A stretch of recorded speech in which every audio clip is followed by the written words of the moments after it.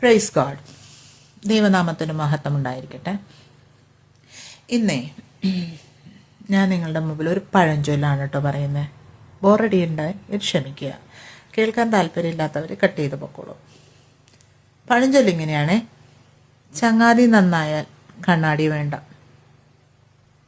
അതിങ്ങനെ ആലോചിച്ചങ്ങ് വന്നപ്പോൾ തന്നെ ആ വേർഡ് തിരിഞ്ഞു വന്നു. കണ്ണാടി നന്നായാൽ ചങ്ങാതി വേണ്ട. അത് കേട്ടപ്പം എനിക്ക് ഇത്രയും കൂടി സന്തോഷമായി. കാരണം ഓർമ്മ വന്ന പഴയൊരു ഓർമ്മയാണ്. ചങ്ങാതി നന്നായാൽ കണ്ണാടി വേണ്ട. പണ്ടൊക്കെ ആ ഒരവസ്ഥ നമുക്കുണ്ടായിരുന്നു. നമുക്കൊരു ചങ്ങാതി ഉണ്ടെങ്കിൽ ആ ചങ്ങാതിയെ നമുക്ക് 100% വിശ്വസിക്കാം.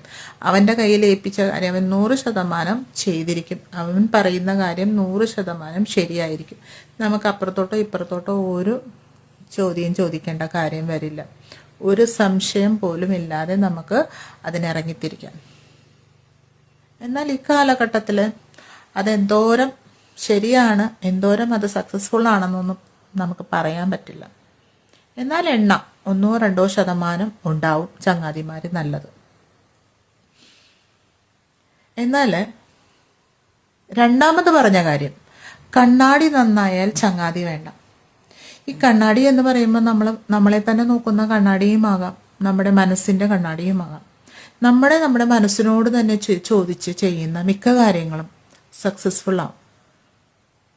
നമ്മളോട് തന്നെ ചോദിച്ച് നമ്മളുടെ ആശയങ്ങളും നമ്മുടെ ചിന്താഗതികളും മറ്റുള്ളവർക്ക് ഉപദ്രവമില്ലാത്ത വിധത്തിൽ ഏറ്റവും സ്നേഹത്തോടു കൂടി സമൂഹത്തിൽ ചെയ്യുന്നതായിരിക്കും ഏറ്റവും നല്ലത്. അപ്പം നമ്മുടെ ഈ കണ്ണാടി എപ്പോഴും നല്ലതിന് വേണ്ടി ഉപയോഗിക്കാം. പഴഞ്ചൊല്ലുകൾക്ക് പുതുമയും നമുക്ക് കൊണ്ടുവരാം.